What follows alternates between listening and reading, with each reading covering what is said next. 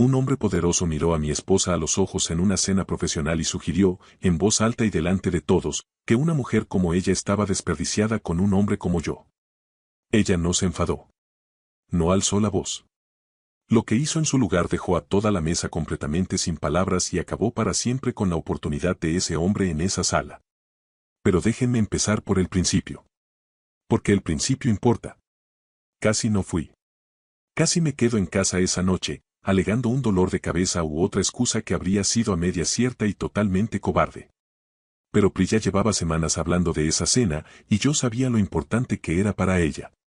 Así que me puse mi mejor americana y cruzamos la ciudad en coche hasta un restaurante cuyo nombre apenas podía pronunciar. Lo que no sabía era que, al final de esa noche, ocurriría algo en esa mesa que ninguno de los dos olvidaría jamás.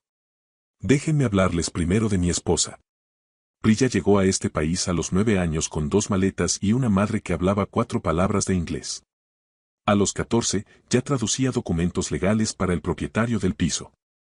A los 22, obtuvo una beca completa para la Facultad de Derecho.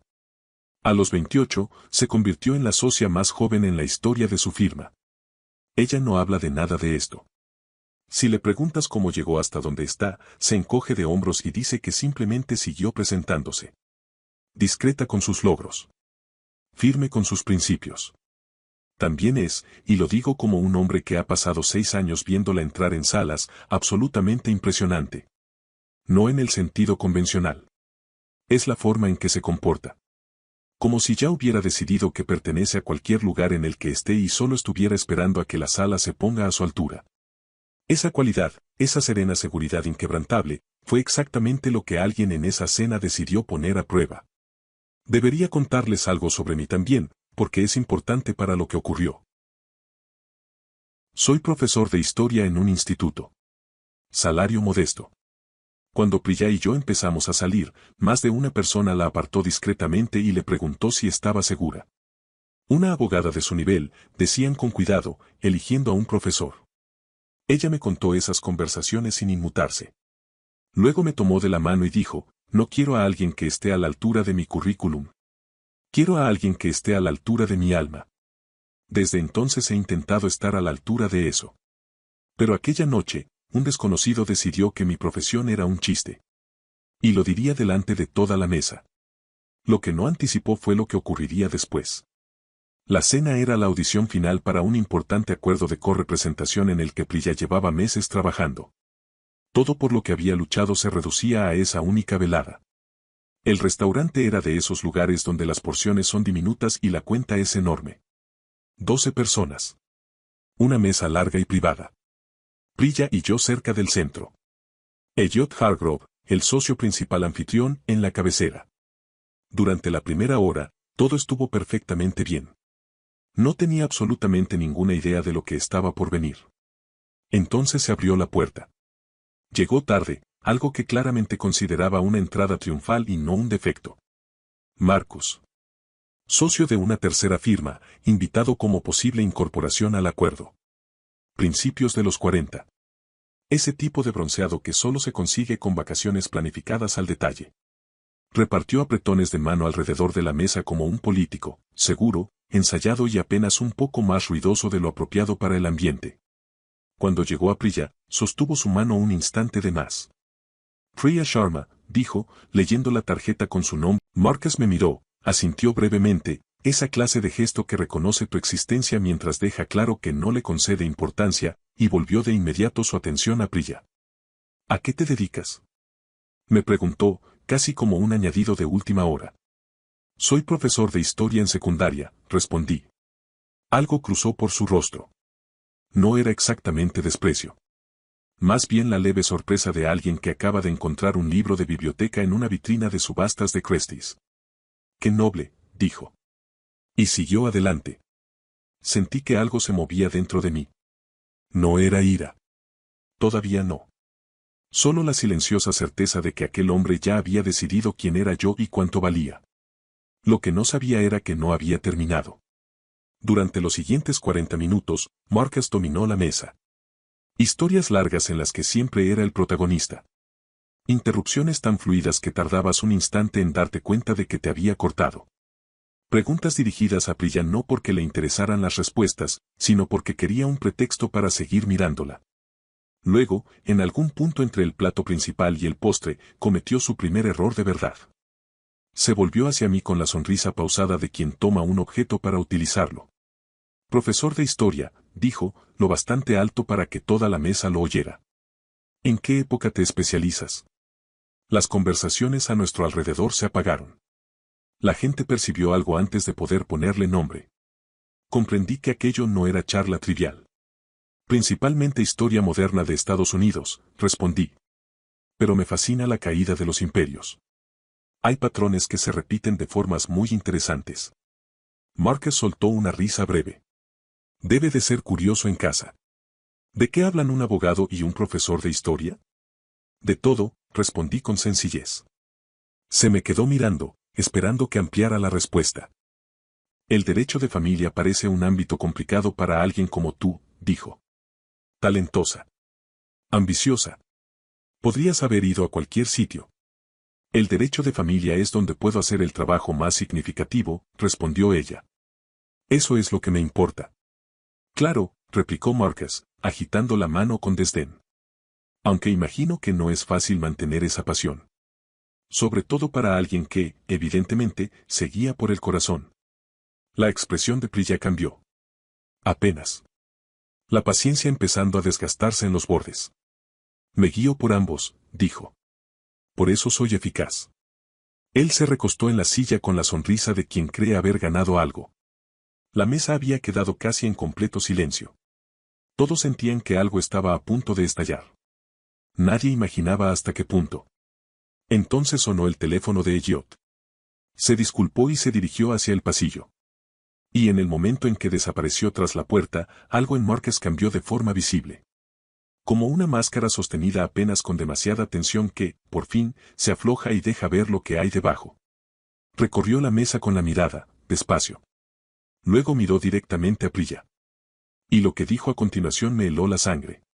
Voy a ser sincero, dijo Marcus, lo bastante alto para que todos lo oyeran. Cuando vi tu nombre en la lista de asistentes, asumí que vendría sola. Una mujer que está construyendo una práctica a este nivel, me lanzó una mirada y volvió a ella, supuse que la vida personal habría tenido que quedar en segundo plano. Sin ánimo de ofender a tu marido. Solo quiero decir que las personas verdaderamente ambiciosas no suelen tener tiempo para, hizo una pausa, señalando entre nosotros, todo esto. Especialmente con alguien que trabaja en un mundo completamente distinto. La asociada Junior, algo se movió dentro de mí en ese instante, algo que no había sentido en años. No exactamente ira.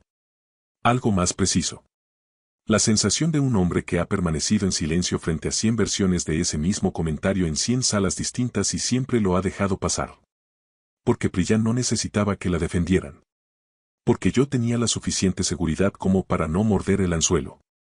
Pero allí sentado, con 12 personas mirando y la mano de Priya tensándose casi imperceptiblemente junto a la mía, de pronto dejé de tener interés en ser el hombre que siempre lo dejaba pasar.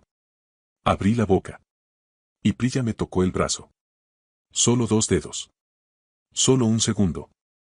Cerré la boca. Ella se encargaba. Y lo que vino después lo recordaré el resto de mi vida. No alzó la voz. Simplemente se incorporó levemente, dejó su copa de vino con un suave clic sobre la mesa y miró a Marcus con esa expresión serena y concentrada que le he visto usar en los tribunales cuando ya sabe exactamente cómo terminará el argumento. Es una suposición interesante, dijo. Y reveladora. Marcus parpadeó. Lo decía como un cumplido. Lo sé, respondió ella. Precisamente por eso es revelador. Hizo una pausa, lo justo para que sus palabras calaran. Has construido en tu cabeza una idea en la que la ambición y el amor son fuerzas que compiten. Donde una mujer seria debe haber sacrificado una por la otra. Y el hecho de que yo tenga ambas, de algún modo, me hace menos creíble dentro de tu marco. Otra pausa. Eso no es un reflejo de mi vida, Marcus. Es un reflejo de los límites de tu imaginación. Al otro lado de la mesa, alguien dejó escapar un sonido que era, sin duda, una risa contenida. La mandíbula de Marcus se tensó. Y en sus ojos pude ver que estaba a punto de cometer el peor error de toda la noche. Creo que estás exagerando, tomando café. Me preguntó qué necesitaba de esta velada, escuchó y se presentó exactamente como le pedí. Ha pasado la última hora haciendo que tu asociada junior se sintiera lo bastante cómoda como para participar de verdad en esta conversación. Lo cual, por cierto, es más de lo que has hecho tú. Su voz no se elevó, pero se afiló en los bordes, como una hoja girando lentamente bajo la luz.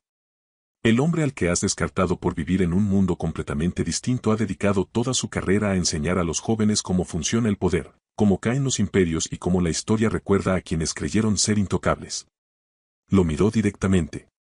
Yo pensaría muy bien en qué categoría te gustaría quedar. El silencio que siguió fue lo más estruendoso que he escuchado en mi vida. Y entonces, desde la entrada, llegó un sonido que dejó a Marcus completamente pálido. Elliot había vuelto. Nadie lo había oído regresar. Estaba de pie junto a la puerta, con el teléfono aún en la mano y una expresión completamente indescifrable. Imposible saber cuánto tiempo llevaba allí o cuánto había escuchado. Toda la mesa lo miró. Marcus lo miró. Elliot miró únicamente a Marcus. La pausa duró 4 segundos. Se sintió como un año. Entonces Elliot habló. Creo, dijo, muy en voz baja, que esta noche ya hemos cubierto todo lo que necesitábamos. Marcus, agradezco que hayas venido. Nos pondremos en contacto. Fue la despedida más elegante que he presenciado. Marcus lo entendió al instante. El color le subió al rostro. Dobló la servilleta con lentitud. Apartó la silla con los movimientos controlados de un hombre que se esfuerza por parecer que se va por decisión propia y no porque lo estén echando. Se despidió con frases tensas alrededor de la mesa. Cuando llegó a mí, se detuvo. Profesor de historia, dijo en voz baja. Así es, respondí. La puerta se cerró. Y entonces ocurrió algo completamente inesperado. Claudette, una socia aguda que casi no había dicho nada en toda la noche, se inclinó lentamente hacia adelante y miró a Priya. Llevo unos 20 años queriendo decir algo así, dijo en voz baja, en una sala como esta. Priya extendió la mano y apretó la suya. Luego Rehena, la asociada junior que había sido casi invisible durante toda la velada, se inclinó hacia adelante. Con la voz apenas por encima de un susurro. Me dijo algo parecido en el vestíbulo antes de la cena. Que parecía demasiado joven para ser abogada. Que seguramente sería la asistente de alguien. Negó con la cabeza. No supe qué decir. No tienes que decir nada, le respondió Priya. Pero si alguna vez quieres hacerlo, te enseñaré cómo. Algo cambió en Rehena en ese mismo instante. Se incorporó un poco más. Dejó de parecer alguien que esperaba ser descartada y empezó a parecer alguien que acababa de decidir que no lo sería. Guardé ese momento en la memoria. Porque hay cosas que merecen recordarse exactamente como ocurrieron. De camino a casa, condujimos en ese silencio cómodo que no necesita llenarse. Ibas a decir algo, dijo Priya. No era una pregunta. Sí. ¿El qué? Iba a decirle que he pasado toda mi carrera estudiando a hombres exactamente como él. Hombres que entran en las salas convencidos de su propia importancia y salen convertidos en notas a pie de página. Se volvió hacia mí con una expresión que no supe nombrar del todo. Deberías haberlo dicho, me dijo en voz baja. Tú estuviste mejor, respondí. Se rió. Se rió de verdad. Y en ese sonido se disolvió hasta el último rastro de la noche. Luego, tras un largo momento de silencio, dijo algo en lo que he pensado casi todos los días desde entonces, que el amor era algo que solo te permitías después de haberlo ganado todo lo demás. ¿Qué cambió? Pregunté. Me miró. Tú nunca me hiciste sentir que tenía que ganar nada para merecerte. Me limité a tomar su mano sobre la consola central y conduje el resto del camino en ese tipo de silencio que lo contiene todo. 2 semanas después, la firma de Elliot firmó el acuerdo de correpresentación. Claudette defendió personalmente la operación. Rehena envió un correo 3 días después de la cena. Solo decía, hoy dije algo. Gracias. Marcus nunca recibió la invitación que esperaba. Al parecer, Elliot hizo unas cuantas llamadas. Al parecer, los patrones acaban alcanzando a la gente, presten atención o no. ¿Y yo? Volví a mi aula el lunes por la mañana y enseñé a 30 adolescentes la caída del Imperio Romano. Una chica de la tercera fila levantó la mano. ¿Cómo sabes que algo es realmente poderoso si no hace ruido? pensé en 2 dedos sobre mi brazo. En una voz que nunca se elevó y aún así silenció toda una sala. En una mujer que me eligió no a pesar de quién soy, sino precisamente por ello. Lo reconocerás, le dije, porque después de pasar por una sala, la sala nunca vuelve a ser la misma. Lo anotó. También lo hicieron otros 3 estudiantes. No lo aprendí en un libro de texto ni tras 20 años estudiando historia. Lo aprendí viendo a mi esposa manejar una cena de viernes por la noche con más elegancia y poder silencioso del que la mayoría de las personas alcanza en toda una vida. Algunas personas cambian una sala siendo la voz más ruidosa en ella. Brilla las cambia simplemente siendo ella misma. Y yo tengo el privilegio de llevarla a casa después. No lo tomo a la ligera. Ni un solo día.